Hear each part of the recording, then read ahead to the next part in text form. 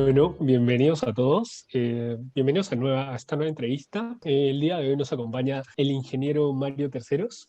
El ingeniero Mario Terceros es graduado de Ingeniería Civil en la Universidad Católica de Córdoba, Argentina, con maestría en Geotecnia y Cimentaciones de la Universidad Politécnica de Madrid. También es experto en diseño y construcción de cimentaciones profundas y especiales con más de 30 años de experiencia. Es docente de posgrado en la Universidad Privada de Santa Cruz, UPSA, y presidente de Incotec Cimentaciones del Perú SAC e Incotec Canadá Inc. Presidente de la Asociación Boliviana de Mecánica de Suelos e Ingeniería Geotécnica y además académico correspondiente en Bolivia de la Academia Nacional de Ingeniería de Argentina. Bueno, bienvenido, ingeniero. ¿Qué tal? Muchísimas gracias. Muchas gracias. Bueno, Muchas. sí, para comenzar con la entrevista, la primera pregunta sería, ¿por qué escogió estudiar la carrera de Ingeniería Civil? Bueno, a mí desde siempre me pareció muy raro que la gente tuviera duda de qué tenía que estudiar, porque mi padre es ingeniero y para mí desde niño era lo más natural del mundo ser ingeniero. Después me enteré que era una rareza que uno a los 4 años ya dijera lo que quería estudiar, pero bueno, el asunto es que yo eso lo vi desde chico y en el año 67, a principios del año 1967, yo tenía 7 años, mi padre fue el primero que empezó con la mecánica de suelos en Bolivia. Entonces, obviamente que eso para mí fue una cuestión de curiosidad, porque yo también los acompañaba a veces a los estudios, no tan niño, pero los solía acompañar. Y de esa forma, el tema este de suelos ya lo fui mamando desde muy chico. Por otro lado, a mí siempre me gustaron las ciencias exactas, me parecía que era una forma muy simple de explicar todo. Yo sigo convencido que nuestra carrera es una carrera muy fácil, mucha gente cree que no, que es algo complicadísimo, pero si nos abstraemos de lo que son los métodos de cálculo o alguna cosa más sofisticada en modelación y qué sé yo, los conceptos físicos que rigen nuestra profesión son muy simples. Nosotros estamos hablando tenemos que buscar condiciones estáticas, tenemos que buscar equilibrio y Newton nos dio todo lo que nos hacía falta saber. Ya le yapamos un poco, digamos, con coeficientes, con que el esfuerzo cortante, qué sé yo, pero si nosotros vamos a la física elemental que rige nuestra profesión, es realmente sencilla. Sencilla en el sentido de que es fácil de entender. Y yo siempre digo que si un ingeniero no le puede explicar a un niño de 10 años por qué una estructura no se cae, es porque él no la entiende. Porque la explicación de eso es una explicación que debería ser simple. Y otra cosa que me gusta mucho de la ingeniería, que es una profesión muy versátil. Uno como ingeniero tiene mucho más facilidad de aprender a ser administrador que un administrador a ser ingeniero. Eso les puedo asegurar porque la mayoría de los ingenieros que tenemos que trabajar en empresas, tenemos que aprender a administrar. Y ese es un ejemplo. Y después, si ustedes se ponen a pensar en la mayoría de las cosas que uno pueda emprender, son proyectos. Y si el proyecto, en lugar de tener acero y concreto y mano de obra, tiene vacas y pasto y un matadero, en definitiva lo único que cambian son los insumos, pero los conceptos que a uno le da la profesión realmente permiten hacer cosas con mucho más facilidad que en otros casos. Nos abre mucho la mente. Y por otro lado, que hoy en día ha vuelto a estar de moda, es la importancia de no saber solamente en lo que uno está hiperespecializado. Uno tiene que entender básicamente de todos los aspectos de la profesión y especializarse, porque si no, caemos en el súper especialista que sabe arreglar solamente un enchufe, pero no sabe poner un foco. Entonces, nosotros ahora tenemos la posibilidad con todos los medios digitales de tener acceso a información, que no es lo mismo que a conocimiento. Para tener acceso al conocimiento hay que querer estudiar. Entonces, una persona hoy que quiere estudiar tiene todas las posibilidades. Uno que quiere solamente responder una pregunta también tiene las posibilidades, pero sin aprender. Entonces, ustedes no se imaginan pues la diferencia de cuando yo estudié, que para mí me parece hace poco tiempo, pero ya hace mucho tiempo. Yo cuando entré a la universidad en el año 1978, era el primer año que en la universidad permitían usar calculadora. Hasta el año anterior era todo con regla de cálculo. En la computadora que teníamos nosotros era una IBM 1130 de 32K de memoria. Entonces, ustedes no saben ni lo que son 32K. Es menos de lo que usa una tecla de una calculadora hoy en día. Y ocupaba 2/4 de 6 por 8. Y teníamos que programar en tarjetas perforadas de papel con unas máquinas especiales. Entonces, cuando uno lo mira en retrospectiva, Yo creo que hemos tenido la suerte de estar en la transición, porque cuando uno está solamente antes o solamente después, hay cosas que se pierden. Y yo creo que también eso es una de las cosas que a mí me despertó mucho la curiosidad, el ver lo rápido que iban avanzando. Porque el otro elemento para querer aprender es tener curiosidad. Sin curiosidad, olvídense. Bueno, vamos a seguir las reglas, vamos a seguir las normas, pero no vamos a pensar. Y la gracia de la ingeniería es su etimología, pues, ¿no? El ingenio. Nosotros estamos para resolver problemas con ingenio y respetando la física, porque las leyes y la física son las únicas que son, no se puede sobornar, no se pueden cumplir penas, no, la ley y la física se cumple sí o sí. Entonces, en ese sentido, yo creo que también es importante entender lo que pasa. Y si ustedes se ponen a analizar accidentes de obras geotécnicas, después se dan cuenta que había habido agua. Hombre, son cosas que no deberían pasar. Más o menos por ahí un resumen rápido. Yo después de que hice mi posgrado empecé a trabajar en la empresa familiar y me dediqué yo a la parte de cimentaciones. Entonces tuve además una ventaja que muy poca gente tiene y en eso me siento privilegiado. Yo podía experimentar, porque en la ingeniería geotécnica, además de entender, hay que experimentar para saber que los parámetros que hemos considerado son o no son reales. Entonces, teniendo una empresa, uno está en condiciones de experimentar y con eso hemos podido introducir tecnologías muy novedosas, siguen siendo novedosas las tecnologías que tenemos nosotros y las estamos mejorando permanentemente. Cada obra es un campo experimental y si se lo usa bien es muy valioso, ¿no? Pero más o menos por ahí. Muy interesante, ingeniero. También, luego de tener éxito en Santa Cruz y en Bolivia con su empresa Incotec, ¿cuál fue el motivo para expandirse a Perú entre todas las opciones? Nos gustaría A ver, conocer la historia. nosotros, hay dos aspectos. Un aspecto es el de, y con lo que seguimos trabajando, es el de promover el uso de nuestras tecnologías como el expander body, como la celda de carga, perdón, la celda expansiva que tenemos para los pilotes gran diámetro. Pero por otro lado también nos interesaba expandir las actividades de la empresa y por eso nos pusimos a mirar en los países alrededor. Perú es un país con una inmensa necesidad de obras geotécnicas, pero inmensa. Nosotros hicimos un estudio, por ejemplo, de la cantidad de equipos disponibles en Perú, y si bien lo sé desde hace 6, 7 años, Perú tiene un déficit de equipos de cimentaciones muy grande.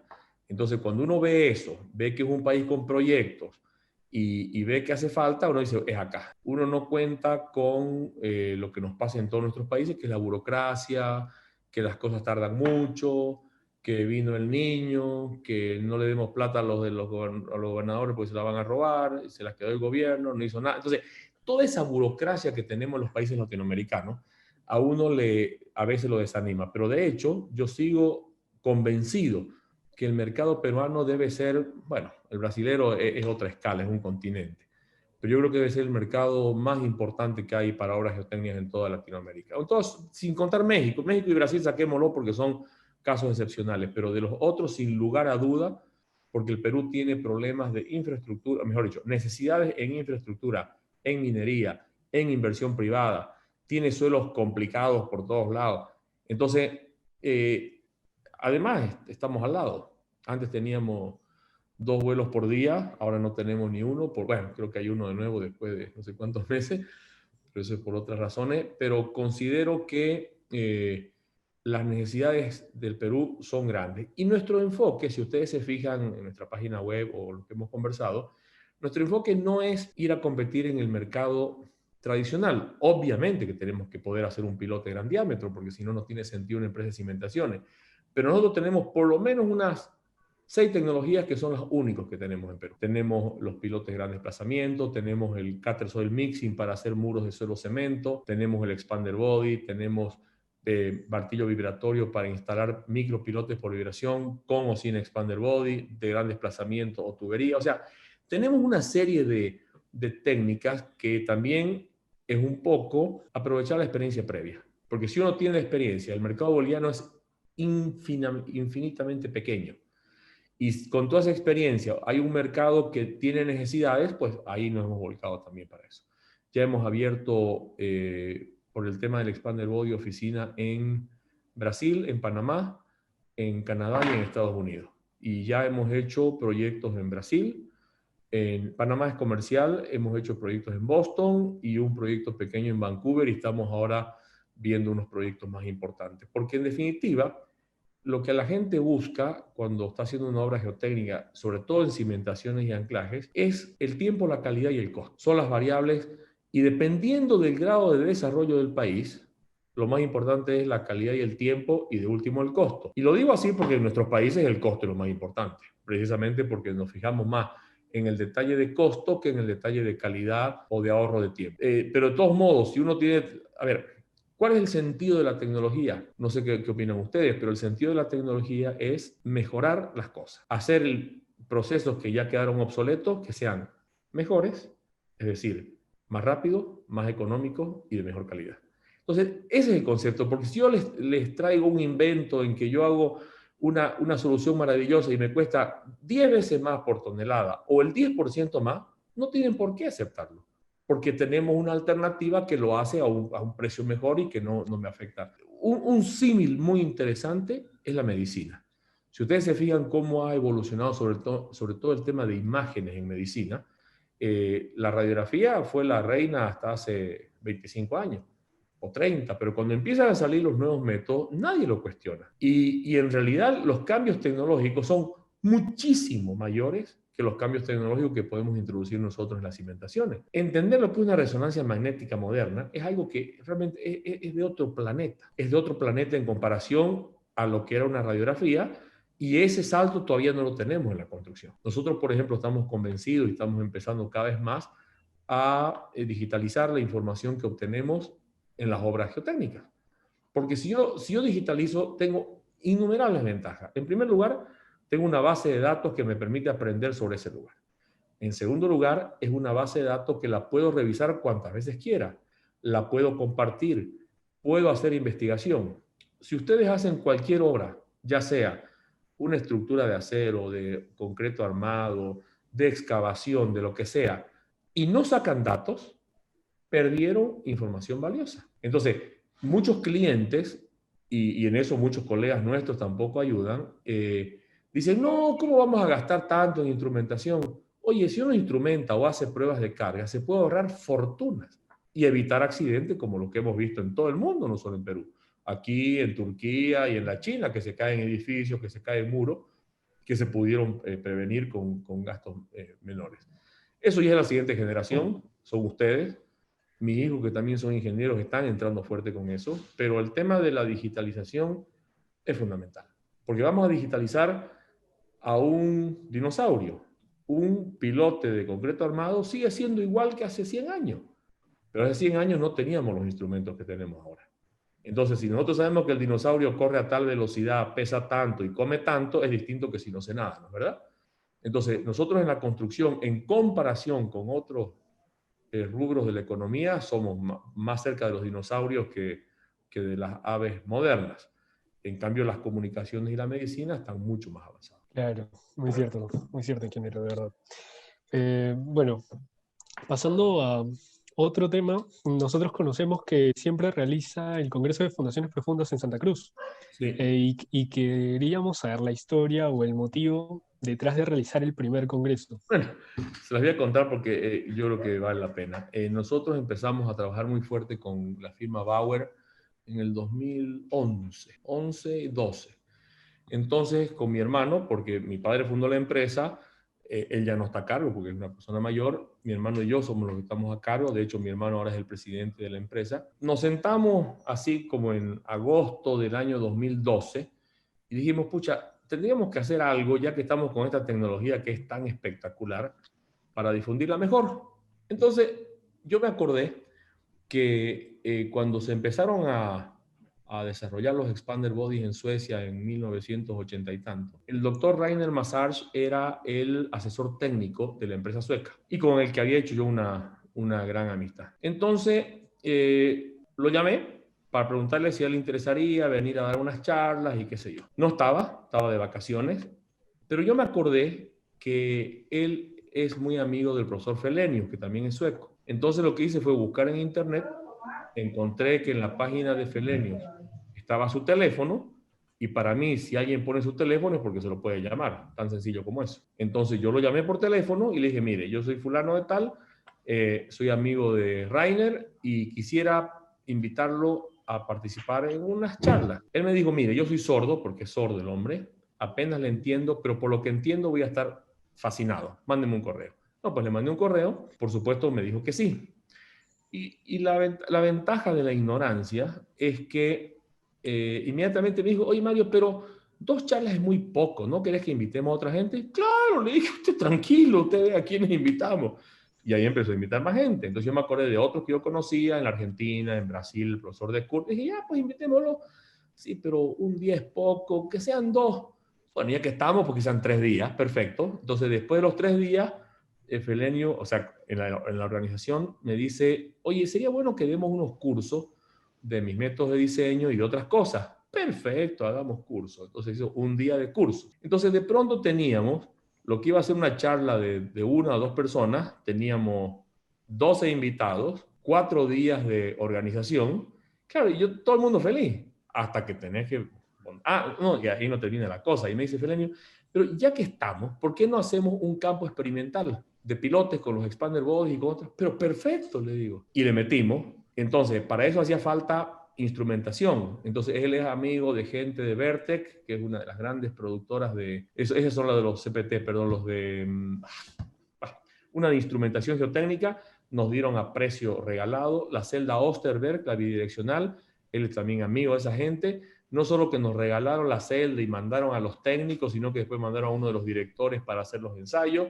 Y fue espectacular. Entonces, obviamente, espectacular porque teníamos que la empresa nos podía ayudar a pagar el chiste. Entonces, después, para el segundo congreso, ya hicimos un campo experimental mucho más chico y empezamos a invitar también a grandes personalidades con temas un poquito más específicos. Y así fue como en el tercer congreso ya hicimos un campo experimental de clase mundial, más de 20. A ver, hemos tenido 3, 4, 5...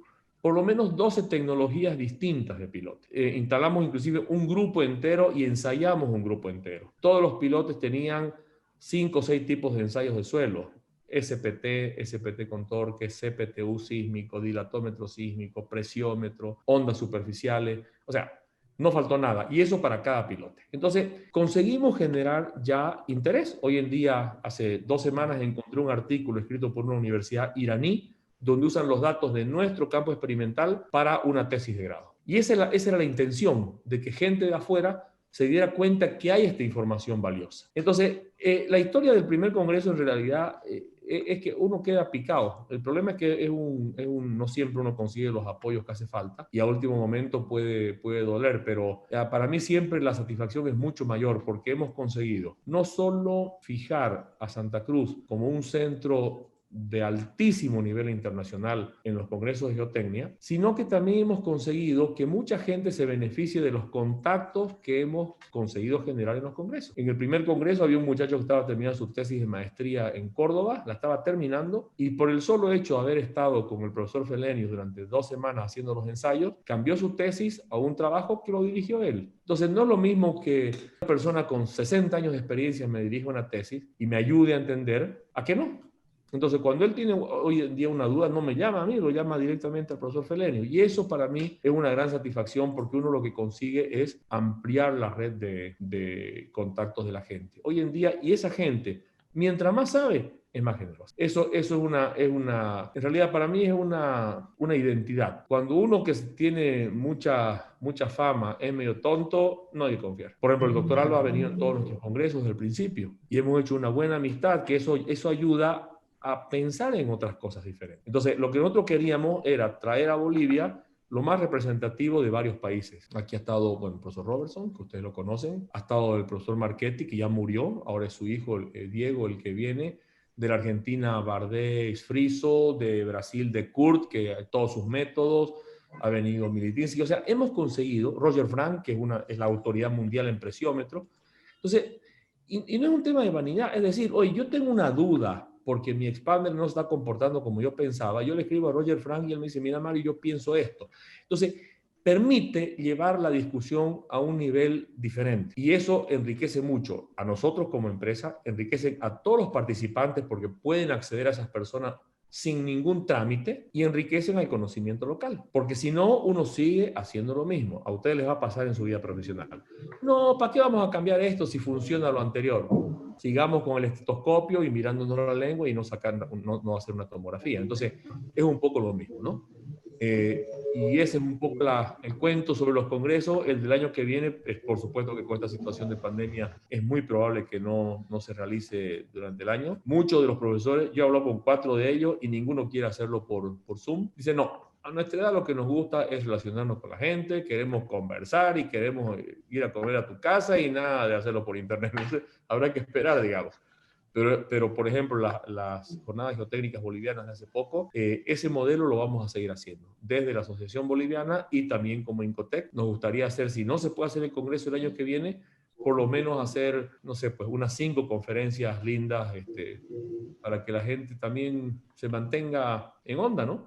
Por ejemplo, el profesor Mark Randolph, que es una eminencia en Australia. Él ya en otros congresos que ha ido presenta nuestra tecnología como tecnología de vanguardia. Entonces, esas son cosas que dan satisfacción, no es por un tema de vanidad, es porque te están diciendo han estado en el camino correcto. Lleva tiempo, estamos hace 27 años en el Chiverío ese. Yo tengo 35 años ya en la empresa y la empresa nuestra tiene 52 años, es la más vieja de Bolivia. Entonces, todas estas cosas son con tiempo, dedicación, mucha curiosidad y ganas de leer y estudiar, porque no, que están en internet, son cuentos chinos. Eso. La gente tiene que entender y eso es estudiando, ¿no? Está bien, ingeniero. Bueno, como mencionó, en este congreso siempre se presentan ingenieros muy reconocidos a nivel mundial, como el profesor Feleni, Madalini, Randolph, y todos los que mencionó, ¿verdad? Queríamos saber tal vez cómo fue su primer contacto o acercamiento con todos ellos y cómo es que mantiene el contacto a lo largo de los años. Mira, como les contaba, los 2 primeros que fueron los amigos Massarge y Felenius, después ellos mismos me ayudaron a hacer contactos con otra gente. Y esto es una cuestión es una bola de nieve. Entonces, si pueden venir, si lo llamo yo y la persona no tiene mayor interés o mayor curiosidad, no es lo mismo que lo llame Felenio y que le diga, mira, estamos haciendo esto, ¿qué te parece? Entonces, él, por ejemplo, en el tercer congreso lo consiguió a Dan Brown, que está considerado como uno de los ingenieros técnicos prácticos, una empresa de diseño más conocidos de Estados Unidos. Mandolini me recomendó a 2 o 3 personas excelentes, el profesor Derwen de Taiwán, después, la memoria me falla, un profesor de Inglaterra y otro de Estados Unidos, con lo cual hemos ido enriqueciendo. Entonces, no sé, pues 1 o 2 veces al año yo les escribo para saludarlos, para ver cómo están las cosas, para contar lo que estoy haciendo. Hace poco uno de ellos me dijo que le interesaría que hagamos ensayos con Expander Body en su universidad en el norte de Estados Unidos. Entonces, es así, es como cualquier otra relación entre personas, que aquí no es una relación comercial, sino todo lo contrario, y es una relación personal que es muy agradable. Además, cuando alguien quiere saber y yo no le puedo ayudar o responder porque no tengo el conocimiento, por lo menos, como dicen, uno tiene que tener el teléfono del que sabe, y eso ayuda. Y a mí me parece que es la mejor manera es compartir el conocimiento, ¿no? Y no es una muletilla ni es una cuestión de vanidad, es algo tan sencillo como que ese cuentito que uno le dice que un pan si uno lo comparte come la mitad cada uno, en cambio si uno comparte el conocimiento lo duplica. Y ese es el sentido. Porque hoy nuestros países necesitan conocimiento, no nos podemos hacer los extravagantes y por eso es que a nosotros nos interesa tanto esto, ¿no? Sí, muy cierto lo de compartir el conocimiento. Aparte, ¿qué es una pregunta más personal también, ¿qué es lo que más disfruta de ser ingeniero geotécnico y qué aportes personales le ha brindado? A ver, la ingeniería geotécnica, a diferencia del resto de la ingeniería civil, tal vez la hidráulica de ríos es parecida, tiene mucha incertidumbre. Entonces, a uno lo obliga a estar atento, a prestar atención, como le llamaba Peck, el método observacional. Hay que estar observando, porque el suelo está compuesto como quiere estar compuesto, no sabe de elementos finitos, no sabe de matemáticas, no sabe de nada. Entonces, al suelo lo que le importa es que yo no sobrepase su resistencia al corte, por decirlo de alguna manera. Y es un desafío porque cada obra es distinta. A veces aparece un estrato de 20 centímetros de una arena gruesa que me puede derrumbar una excavación monstruosa. En otros casos, uno entendiendo cómo funciona la vibración puede meter o no meter un pilote vibrado en el suelo. Entonces, da mucha satisfacción esa parte. la parte de la ingeniería geotécnica da mucha satisfacción. Yo he podido participar desde en estudios geotécnicos, he podido participar en diseño geotécnico y en construcción geotécnica. Entonces, conozco los tres campos y es muy satisfactorio. Ya la parte comercial, los clientes que no pagan, el fiscal que es un abusivo, esa es la parte desagradable de nuestra profesión, pero eso no es lo que estamos hablando. La parte agradable es que cada vez que funciona bien es un descubrimiento, ¿no? Cuando uno, por ejemplo, hace un mes más o menos hemos instalado en Canadá anclajes de 72 metros de longitud. La gente dice, ¿pero qué es eso? Bueno, son 62 metros de barro, unas arcillas con 0 de SPT, y el proyecto original había instalado anclajes de 98 metros de longitud. Entonces, y con un problema gravísimo, que las arenas de abajo estaban presurizadas, cuando las perforaban salía el chorro de agua. Entonces, con el sistema nuestro se han ahorrado más de 20 metros de perforación por anclaje y han conseguido el doble de la resistencia que con otro. Entonces, cuando uno ve eso, fueron solo 4 anclajes. Uno dice, bueno, pero 4 anclajes, ¿dónde está la gracia? La gracia está en que se pudo resolver un problema que no se podía resolver. Entonces, eso da mucha satisfacción, poder resolver problemas que antes eran más difíciles, ¿no? A ver, eso en cuanto a la primera parte de tu pregunta. La segunda parte era, ¿en qué me ha aportado o en qué he aportado yo? ¿Cómo es? ¿Qué aportes personales le ha brindado? ¿A la tecnología? No, ¿Al a desarrollo usted. de tecnología o a mí? ¿A A usted ver, cómo lo ha ayudado a usted la ingeniería geotécnica en el aspecto es personal? lo que les decía, la necesidad de estar entendiendo cada día Claro. cómo son las cosas. Y cuando uno está haciendo modificaciones, está inventando y está probando y está ajustando que la punta perdida de tal pilote tiene que tener 5 o 6 o 10 centímetros en tal parte. Eso requiere concentración. Entonces, aporta en que uno está viendo el resultado de lo que está pensando. Y la geotecnia es mañosa, no es un elemento continuo, no es un elemento donde los parámetros están absolutamente controlados. Entonces hay que respetarla, pero tampoco cometer la tontería de, lo sobredimensiono porque así no me equivoco. Tampoco funciona así. Entonces, ¿dónde está el equilibrio? Y muchos dicen, pucha, ¿cómo sabe? Oye, si uno ha hecho, no sé, pues ha diseñado 20.000 pilotes y no sabe cómo aguanta un pilote más o menos a ojo de buen cubero, es porque no aprendió nada en su vida. Entonces, la experiencia a uno le ayuda muchísimo también a tener ese sentido práctico para entender los órdenes de magnitud. En geotecnia los órdenes de magnitud son muy importantes porque un error puede costar 10 o 100 veces más o menos. Entonces, y eso los años ayudan. Hoy en día los modelos digitales y computacionales ayudan mucho si uno entiende lo que hay por atrás, porque si yo lo que hago es el modelito y no tengo noción de lo que es un módulo elástico, no sirve, ¿no? Pero es eso yo creo que como cualquier profesión, a ver, un médico que operó 100 veces a corazón abierto me da mucho más confianza que uno que va a hacer su primera operación, aunque tenga la mejor nota de Harvard. Yo prefiero el viejo que operó 100 veces. No porque sea viejo, sino por la experiencia. Entonces, aquí la experiencia no es como en otras profesiones que hace falta que pasen muchísimos años. Hoy en día hay tanta información que uno puede aprender muchas cosas en menos tiempo. Antes yo podía conseguir un texto que me interesaba en el siguiente congreso en algún libro. Y si no, no se conseguía. Hoy en día, lo más grave es que uno pague $20 por un paper que se publicó la semana pasada. Entonces,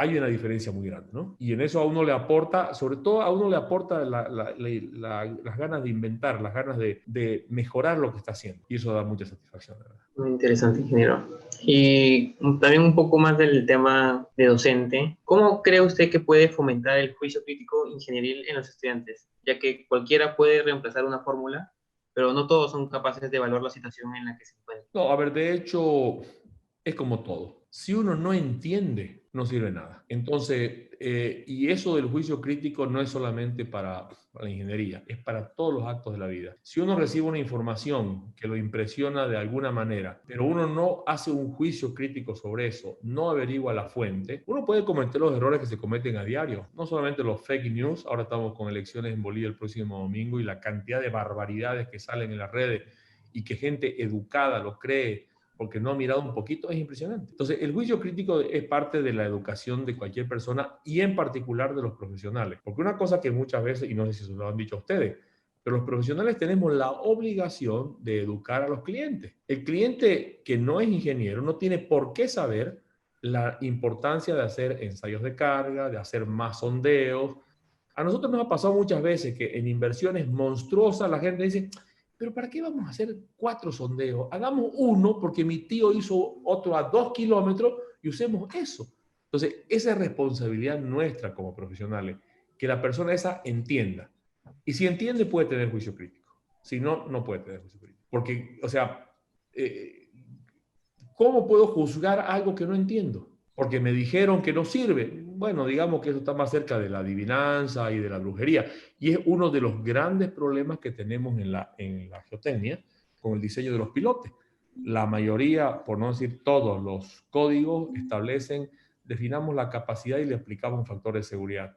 Eso es una aberración técnica, pero por donde se lo mire. En primer lugar, hay una diversidad inmensa de criterios de capacidad. Mucha gente ni siquiera entiende lo que es capacidad. Muchos dicen la capacidad admisible. Es contradictorio, pues capacidad es lo máximo que me admite algo. En un cuarto de 100 metros cuadrados entrarán pues 150 personas apretadas.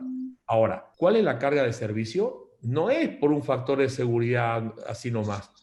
Depende del uso que le voy a dar, y por eso viene el RFD y todos esos cuentos. En esa misma habitación, si yo voy a hacer una fiesta, posiblemente en vez de 150 personas entren 80, pero si voy a poner escritorio, van a entrar 20, y si voy a poner un restaurante, van a entrar 40. Entonces, entender que lo importante en rigor en las cimentaciones pasa por las deformaciones, cambia la vida. Porque el problema que yo tengo para que una estructura se arruine o no, es porque se deformó diferencialmente o se deformó más de lo que admitía o el muro se deformó más de lo que yo pensaba. Entonces, un cambio importantísimo en la educación de la ingeniería, sobre todo geotécnica, es el tema de trabajar cada vez más con deformaciones. Los nuevos códigos, todos están entrando en esa línea, porque inclusive si uno lee documentos de Terzaghi del año 30, 32, él lo hacía todo por deformaciones. Lo que pasa es que después se simplifican algunos de los métodos que él propone. Más fácil es así porque si le pongo 3 factores de seguridad, estoy seguro que, cuento chino. Nosotros cuando hicimos el congreso, el tercer congreso, donde hicimos los ensayos de carga en gran escala, se mandaron 4 pilotes diferentes a expertos en todo el mundo para que ellos predigan cuánto iba a aguantar cada pilote y la forma de la curva. Habían diferencias de 600% entre los expertos. Entonces uno dice, a ver, y les dimos a todos la batería inmensa de análisis. Y eran personas que era profesor de doctorado en Singapur, otro en Alemania, o sea, y no tiene nada que ver. Hay tantas variables que están metidas y no vistas que no es nomás decir aplico una fórmula. Y si el que me dijo, y en realidad habían 600% de diferencia entre el menor y el menor, y en un caso el valor era, digamos, 150. Entonces, el que me aplicó 600% más, le puedo poner el factor de seguridad que sea y esa hora se cae igual. Y el que le aplicó 150 le pone el factor de seguridad que sea y está tirando plata como loco. Entonces, ese es un tema que es muy importante entenderlo, porque es el que nos va a gobernar realmente el comportamiento de nuestras estructuras. Y a mí me parece que eso debería enseñarse con mucho más detalle de lo que se hace ahora, en general. Y no es una crítica a nosotros solamente, se hace lo mismo en Alemania. En el Congreso Panamericano de Cancún, en noviembre del año pasado, hubo una sesión sobre enseñanza en la ingeniería geotécnica. Y uno dice, vamos a mirar, tal vez fueron las mejores conferencias esas. Y uno de los temas dijo, bueno, ¿y usted con qué libros estudia?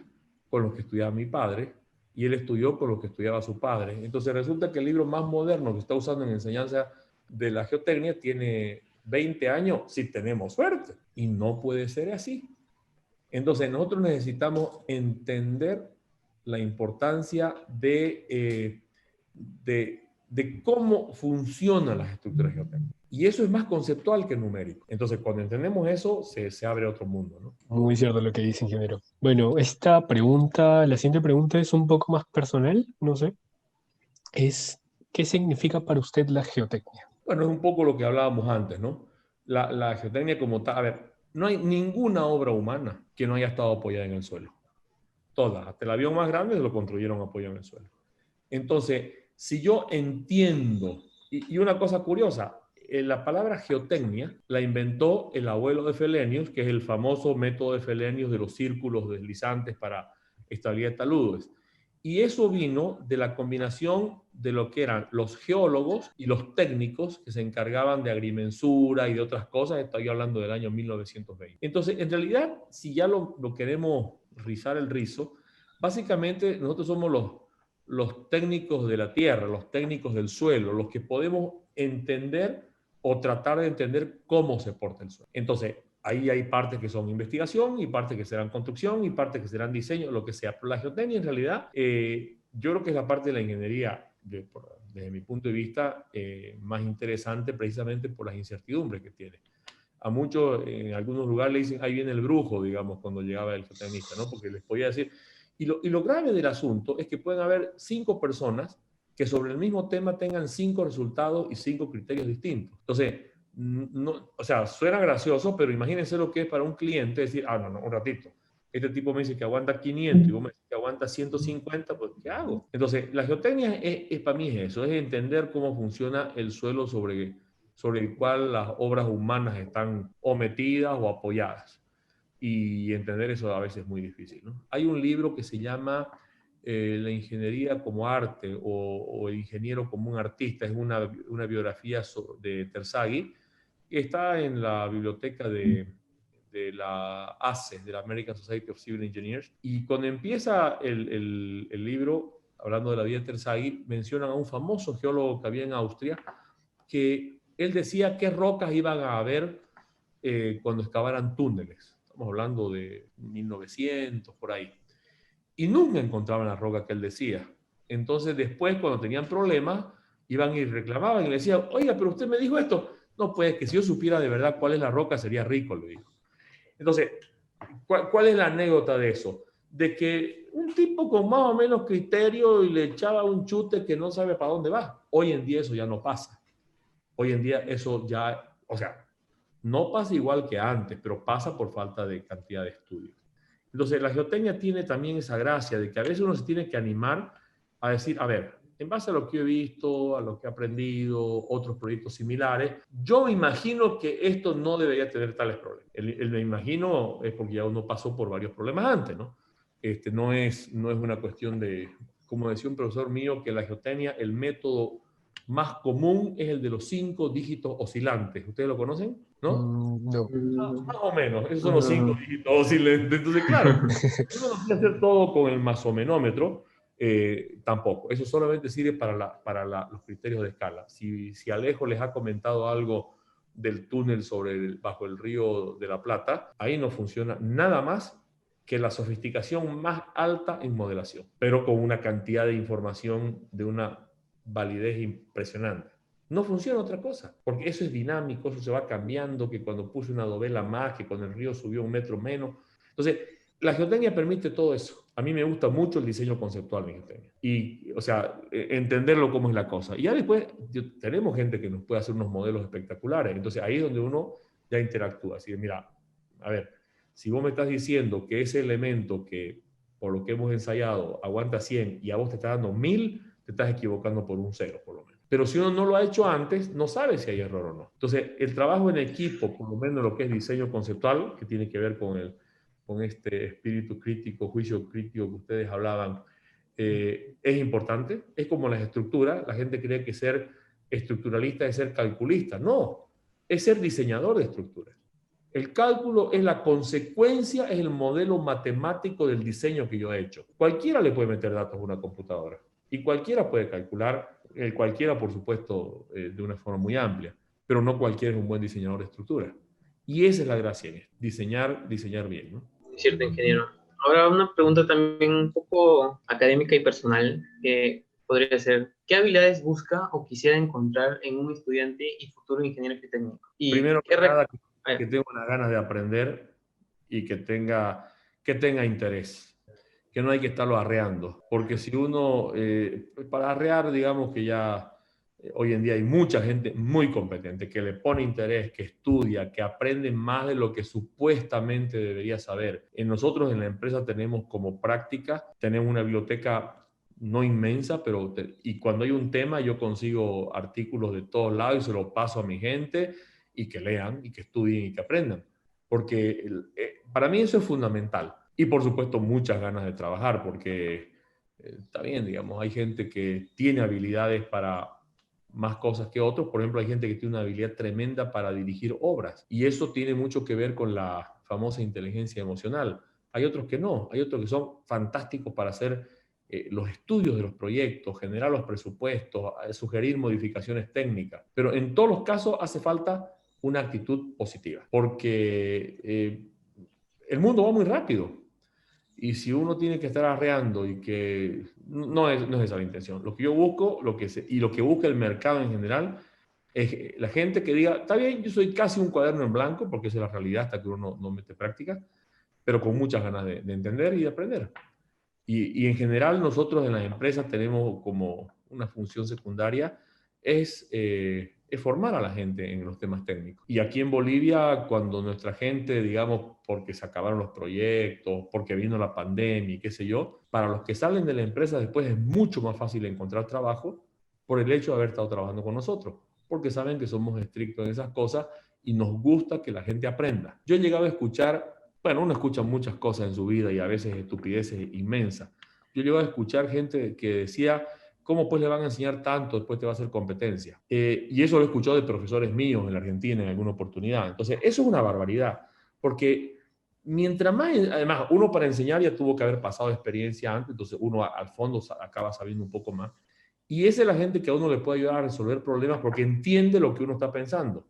Si yo no consigo transmitir cuáles son mis dudas o lo que no entiendo, ¿quién me va a ayudar de mi equipo? En cambio, cuando yo tengo gente, y de hecho ingenieros jóvenes a veces tienen unas ideas fantásticas, porque como entienden el problema y tienen una visión distinta, a uno le ayudan. Entonces, es como todo, es con ganas de hacer las cosas y con ganas de aprender o sea, si no, yo le digo que mejor es dedicarse a otra cosa, en cualquier profesión, ¿no? En cualquier profesión. Sí, muy cierto. Bueno, la pregunta era en dos partes. Entonces, la segunda parte sería, ¿qué recomendaciones le daría usted a la nueva generación de ingenieros geotécnicos? A ver, la geotecnia básica la tienen que entender. La tienen que entender bien, tienen que entender las propiedades y las características de los diferentes tipos de suelo, tienen que entender la importancia que tiene el esfuerzo cortante en la resistencia de todo lo que hagamos en suelo. Eh, la claridad de saber lo que no saben. Porque uno de los problemas es que cuando uno no sabe nada, absolutamente nada, está feliz, pues, ¿no? El que nada sabe, nada teme. Pero en cuanto uno empieza a hurgar un poco y se está dando cuenta que, pucha, pero yo no sé cómo se calculan las deformaciones abajo de un pilote, si uno se da cuenta de eso, esa es la solución. Porque o recurren a alguien que sabe más para que le enseñe o para que le diga dónde estudiarlo. Entonces, la curiosidad y el interés de entender los mecanismos involucrados en esto, para mí es lo más importante. Uno dice, sí, yo soy ingeniero geotécnico, pero, ¿y esto? Sí, pero eso, nada, digamos, no es así. Si yo quiero saber cómo funciona la famosa expansión de la cavidad cilíndrica cuando hay un piloto o cuando pongo un expander, y no le interesa al ingeniero joven, digamos que se dedique a otra cosa, no a esa parte de la geotecnia. Tal vez le interesa el laboratorio, le gusta hacer, tamizar arena, no sé. Pero lo importante en cualquier profesión y en cualquier actividad en la vida es ponerle ganas, tener curiosidad. La curiosidad en el buen sentido, porque la curiosidad no es solamente decir, aquí está, lo miro y chao, que en internet se puede hacer así. La curiosidad es aprender. Y para aprender hay que estudiar, para estudiar hay que leer. Entonces, hoy en día ustedes tal vez se sorprendan, pero la cantidad de gente que no le gusta leer es impresionante. Y no es que no lean un libro de Shakespeare, no, un paper, un artículo de 4 páginas. Entonces, la gente tiene que tener interés en aprender. Y eso es lo que yo recomendaría a todos los estudiantes, que busquen qué es lo que más les gusta. No siempre uno consigue en la vida trabajar en lo que más le gusta, pero por lo menos que en lo que le gusta. Por ejemplo, otro ejemplo, Felenius tiene un libro, que es el libro más avanzado que hay en geotecnia, de descarga gratuita en su sitio web. Tiene además 400 artículos, todos de descarga gratuita. Él tiene más de 200.000 descargas de su libro por año y es gratis. Y ese libro lo cambia todos los años. Nosotros lo hemos traducido a castellano ya 2 veces. Y está gratis en castellano en su sitio web. Entonces, no hay pretexto hoy en día para decir, no, es que cómo consigo. Hombre, si por internet el que sabe puede conseguir las cosas más increíbles, ¿cómo no va a poder conseguir un texto? Entonces, es un poco eso. la gente tiene que tener ganas de aprender y no quedarse cómodo, porque si uno se queda cómodo, funciona. Si no está roto, ¿para qué lo voy a arreglar? Dicen los gringos. Bueno, hace falta arreglarlo muchas veces para hacerlo mejor, ¿no? Sí, muy cierto, ingeniero. Bueno, muchas gracias por su tiempo. No, un Y gusto, sí, la verdad es que me encanta hablar con usted. Yo los convoco a que se animen a participar porque, a ver, la idea de estas charlas precisamente es poder compartir diferentes experiencias y diferentes inquietudes. Lamentablemente, todas las charlas acaban siendo cortas porque uno se entusiasma y tendría muchísimo tiempo, pero yo los invito a todos que participen de la GeoWeek. La gente que va a participar en las conferencias, hay gente de altísimo nivel y, de nuevo, es gente que estoy seguro que están dispuestos a colaborar, a que se les hagan consultas, a que a través de ustedes, que son los organizadores, se puedan crear vínculos. Toda esa gente es realmente de un altísimo espíritu de enseñanza. Entonces, además, estas jornadas o seminarios o cosas que se organizan nos desafían no solamente en nuestra especialidad, a ustedes que están organizando los desafían en organización que no tiene nada que ver con la geotecnia. Y saben ustedes que no es fácil. Entonces, yo creo que es muy enriquecedor participar en estas cosas, en cualquiera de las partes, ya sea como oyente, ya sea como organizador, ya sea como disertante. Y yo lo felicito por eso, porque es el trabajo que cuesta. muchas Muchas gracias, gracias, ingeniero. ingeniero. Sí.